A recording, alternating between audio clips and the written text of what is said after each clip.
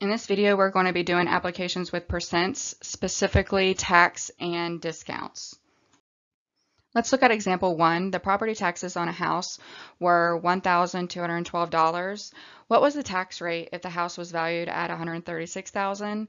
Round your answer to the nearest hundredth of a percent if necessary. So what I'm going to do here is I'm actually going to set up a fraction that I'm going to be dividing the two numbers. I'm going to put my property taxes over my house value amount, and then I'm going to drop my units just to avoid any sort of confusion and clutter.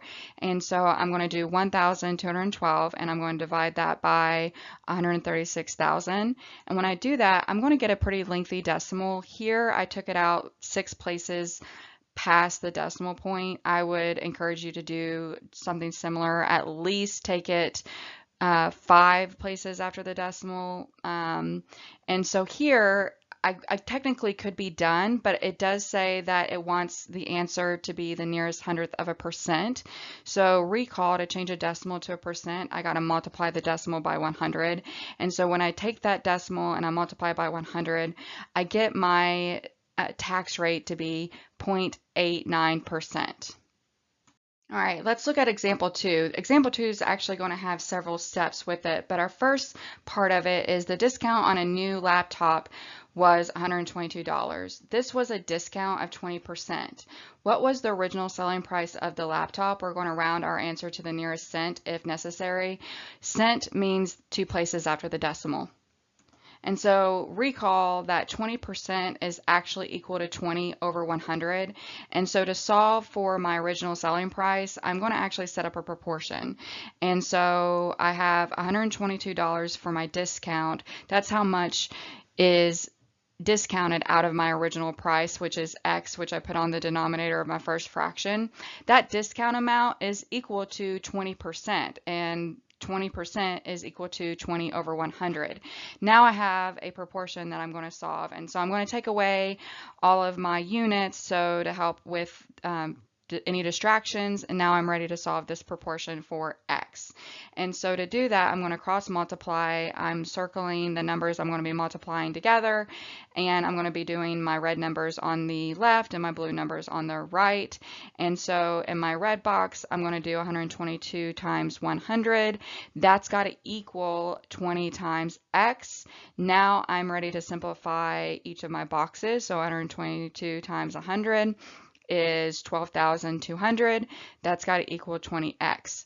Now I have a one-step equation that I need to solve for x, and so 20 has to be moved to the other side. And in order to do that, I have to undo multiplication because 20 times is being multiplied by x. And so in order to do that, I got to divide both sides by 20. And so I get x to be $610. And so that would be the original selling price of the laptop. So let's continue example 2. What was the sell price? We're going to round our answer to the nearest cent if necessary. So recall from the previous step that we found the original selling price to be $610. We were given in the problem that the laptop has a discount of $122. So to get the sell price, we got to take the original price and subtract the discount. So I'm going to substitute those numbers in there, 610 minus 122, and I get my sell price to be $488.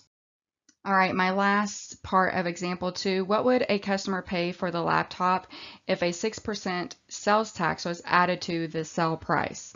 And we're going to round our answer to the nearest cent if necessary. So recall from the previous step that we found the sell price to be $488. So step 1, we had to find how much tax the customer would pay for the laptop. So to do that, we have to change a percent to a decimal. And to do that, we divide the percent by 100. We got to take that 6% and we got to divide it by 100. So 6 divided by 100 will equal 0.06.